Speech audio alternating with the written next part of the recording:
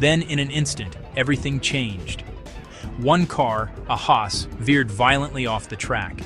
A sickening crunch echoed across the circuit. The air at Suzuka was electric. The air at Suzuka was electric. Lap 22 of the Japanese Grand Prix. The familiar scream of engines filled the afternoon. Then, in an instant, everything changed. White, the blur of bodywork. Red, flashes of livery.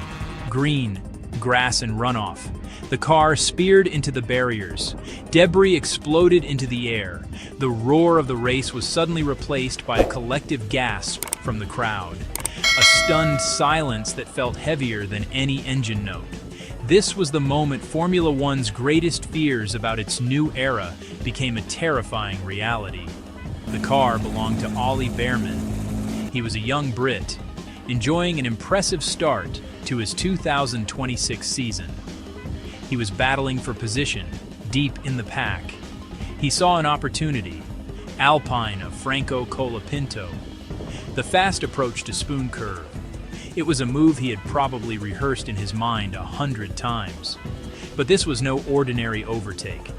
The speed differential was immense. Rules that were still new, still unpredictable. What should have been a routine pass became a high-speed catastrophe.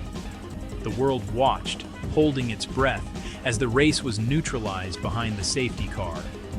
The immediate aftermath was a scene of controlled chaos.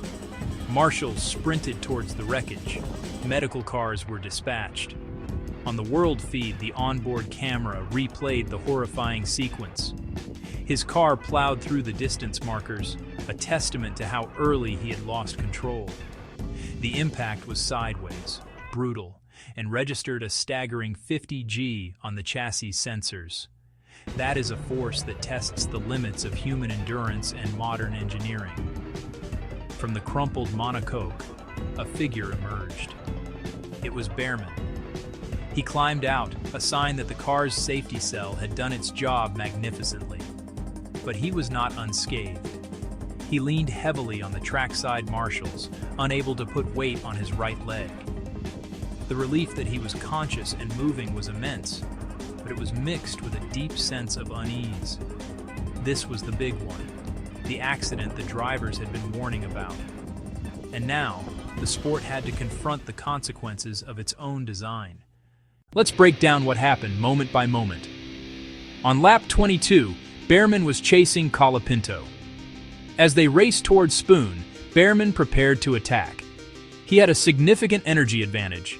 His Ferrari power unit was programmed to deploy its electrical boost aggressively on this part of the circuit. He activated the system, draining the battery, unleashing the full 350 kilowatts from the MGU-K. This created a massive overspeed. Data later confirmed the speed difference swelled to 45 to 50 kilometers per hour. Bearman was approaching the Alpine as if it were standing still. As he drew alongside, Colapinto made a subtle, defensive move.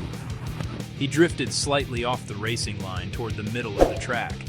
In earlier eras, it would have been a non-issue. But in 2026, with Bearman at nearly 300 kilometers per hour, there was no margin for error. To avoid a rear-end collision, Bearman swerved right, wheels touching grass as the track curved. Grip was lost instantly. The car became a projectile. It scythed through the grass, shredding distance boards and sending debris flying. The Haas was thrown across the runoff, spinning wildly. Then it slammed sideways into the Tech Pro barrier. The impact registered 50 G fighter pilots typically endure about 9 G for very short periods. The crash was a violent transfer of energy that crumpled the car's structure. The halo, the survival cell, the deformable structures, every safety innovation was tested in that single impact. Bearman was transferred quickly to the medical center. Status update on Ollie, please. Any fractures? Copy when you have. After a tense wait, the news. An X-ray confirmed no broken bones. Official diagnosis: severe bruising to his right knee, a miraculous escape, and a testament to F1 safety standards. But relief turned to questions about how such a dangerous situation developed. Why did this crash happen? The answer lies deep within Formula One's radical 2026 regulations. The sport had embarked on an ambitious new path, aiming for a 50-50 split between internal combustion engine power and electrical power. This dramatically increased the role of the hybrid system. Each car has a fixed amount of electrical energy it can deploy per lap. The rules left how and where to use that energy largely open to teams and power unit manufacturers.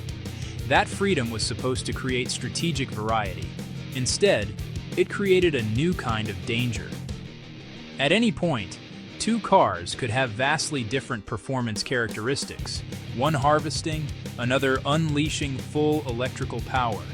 That created the huge speed deltas drivers had feared. The reaction in the paddock was immediate and unified.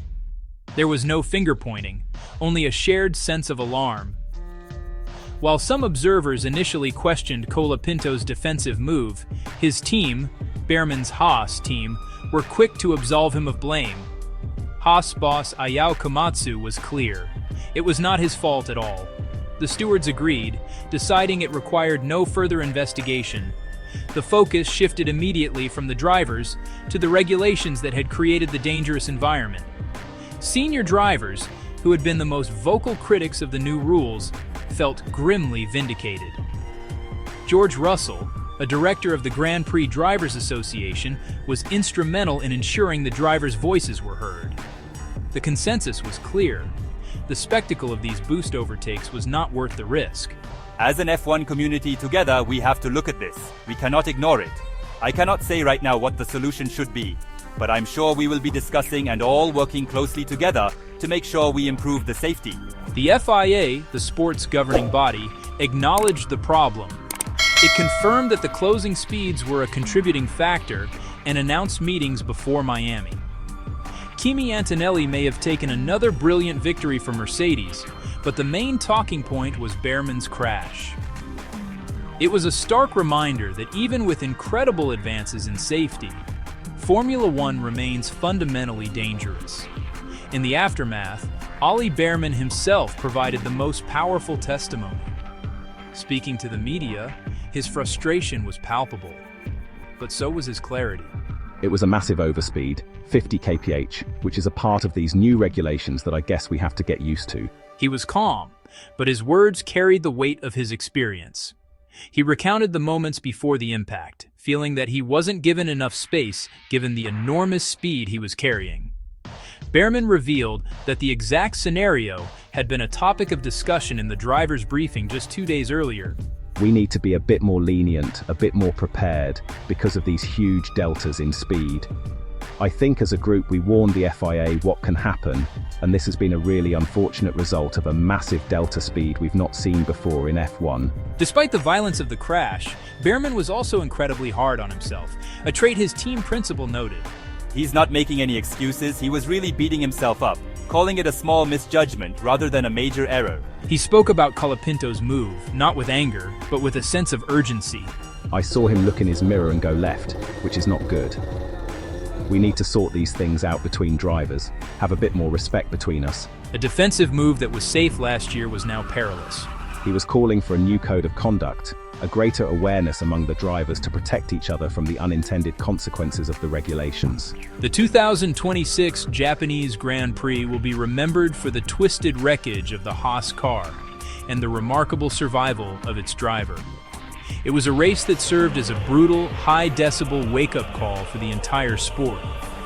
The images of Behrman's car hurtling out of control at 190 miles per hour are now seared into the collective memory of Formula One. It must be a catalyst for meaningful change. Formula One has been warned. It cannot afford to ignore it.